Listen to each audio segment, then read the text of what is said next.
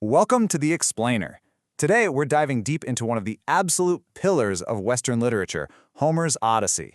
I mean, this is the story that has shaped our idea of what a hero's journey is, what it means to struggle, and what it really, truly means to come home. So let's just start with a question to get our heads in the right space. What takes a decade? 10 years. Think about that. It's a massive chunk of a person's life. Enough time to watch a kid grow up, enough time to build an entire city from scratch. But for one particular hero, a decade wasn't about building something new at all. For him, that's just how long it took to get back to where he started. And listen, we're not talking about some scenic 10-year cruise here. This was a brutal, soul-crushing slog that came after he'd already fought in a 10-year war. This was an all-out battle against ticked-off gods, unbelievable monsters, and, his own crushing despair. But here's the thing. The story doesn't even kick off with our hero, Odysseus. Nope. We start in his kingdom, Ithaca, a full 20 years after he sailed off to war. He's been gone for so long that pretty much everyone assumes he's dead. And his home? Well, it's an absolute disaster. You can just feel the desperation in these words, can't you? They come from Odysseus' son, Telemachus. He's a young man now, but he's never even met his father. And all he can do is stand by and watch as his entire inheritance, his whole world, is literally being eaten alive from the inside out. So, what exactly is going on? Well, the palace has been invaded by over 100 arrogant noblemen. They all want to marry the Queen Penelope and basically steal the kingdom. And they are the worst house guests in history, just feasting, drinking, and burning through the royal treasury. All the while, the amazing Penelope is holding them off with this incredibly clever trick involving a funeral shroud that she weaves by day and secretly unravels every single night. The whole place is just a powder keg ready to blow. So, you've got Telemachus, feeling completely useless and overshadowed. But all this chaos is about to push him into doing something. He's forced to go on his own quest, not for treasure or glory, but for a father he literally can't even remember. And this is his coming-of-age story, right here. He gets a little push from the goddess Athena, and suddenly he goes from this timid boy to a man who actually stands up in public and tells these freeloaders to get out. Then he sails off into the world, trying to find any scrap of news about his dad, and in doing so, he starts to finally become his own man. When he gets to Sparta, Telemachus starts hearing these incredible stories about his father's brilliance and courage. This quote from King Menelaus, the guy who started the Trojan War, says it all. He basically says Odysseus was in a league of his own.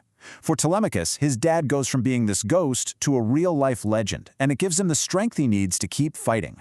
Okay, so while Telemachus is out there discovering this mythic hero, where is the man himself? Well, he's about as far from legendary as you can get. He has, no joke, hit rock bottom. You heard that right. The great Odysseus, hero of Troy, isn't celebrating. He's a prisoner, trapped on a remote island with a beautiful nymph named Calypso, and she's obsessed with him. She offers him the one thing any mortal would kill for, immortality, and he says no. The psychological torture is insane. All he wants is his normal, mortal life. He just wants to go home. So after 7 long years, the gods finally step in and say, "All right, Calypso, let him go." But his problems are far from over. See, his old enemy, Poseidon, the god of the sea, is still holding a grudge, and he whips up a storm that just obliterates Odysseus' raft. He barely makes it out alive, washing up on some random shore with absolutely nothing. He's rescued by a group of people called the Phaeacians, and they finally give him a chance to speak. And man, does he have a story to tell. He tells them everything that happened in the 10 years after he left Troy, a journey straight into a world of nightmares. Now, before we get to the monsters, you gotta understand this one crucial Greek concept, xenia. It's the sacred rule of hospitality. It means you have to be generous and kind to strangers and guests. It's a divine law, protected by Zeus himself. And whether people follow this rule or break it is going to be the difference between life and death for Odysseus. And this is what it sounds like when someone spits on the concept of xenia. The Cyclops doesn't offer them a drink or a place to rest. His first words are basically, "Are you pirates?" This guy is lawless. He is the polar opposite of a civilized being. So yeah, this Cyclops starts grabbing Odysseus' men and eating them. In response, Odysseus gets him drunk, blinds him with a sharpened log, and makes this brilliant escape by hiding his men under a flock of sheep.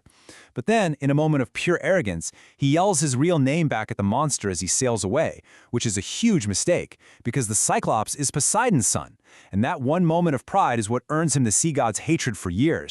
Then they meet the enchantress Circe. She lures his men into her palace with kindness and then, poof, turns them all into pigs. Just like that. Odysseus has to get some help from the god Hermes to outsmart her, resist her magic, and get his crew changed back into humans. He even has to face the Sirens, creatures whose song is so beautiful that it drives sailors mad, causing them to crash their ships on the rocks. His solution? Pure genius. He has his men plug their ears with beeswax, but he wants to hear the song, so he has them tie him tightly to the ship's mast. He gets to experience it and live. And maybe the most awful trial of all is this impossible choice. He has to steer his ship through a narrow strait. On one side, there's Scylla, a six-headed monster that snatches men off the deck. On the other, Charybdis, a whirlpool that will suck down his entire ship. It's the ultimate rock and a hard place. He has to make a leader's terrible choice, sacrifice 6 men to the monster to save everyone else. So after hearing this absolutely insane story, the Phaeacians are totally floored. They're master sailors, and they give him what he's been trying to get for a decade: a safe, fast ship ride home. And this is it. This is where the two parts of our story are finally about to collide. And just look at how these two journeys are coming together. Both of them are aimed at the exact same spot: Ithaca. Telemachus is sailing home a new man, full of courage. Odysseus is sailing home as the last survivor, with nothing left but his wits. And they're both on a collision course with those 100 suitors back at the palace.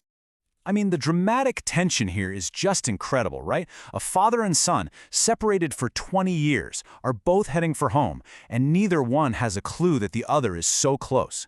They are sailing right into a final, bloody showdown that's going to decide everything. And that really is the ultimate question, isn't it? His journey across the mythical world is finally over, but his hardest test is waiting for him in his own home. He beat the supernatural, but the biggest threat he faces might just be regular, greedy men. It really makes you think. Sometimes the most dangerous monsters aren't the ones with claws and fangs, but the ones you find have moved into your house while you were gone.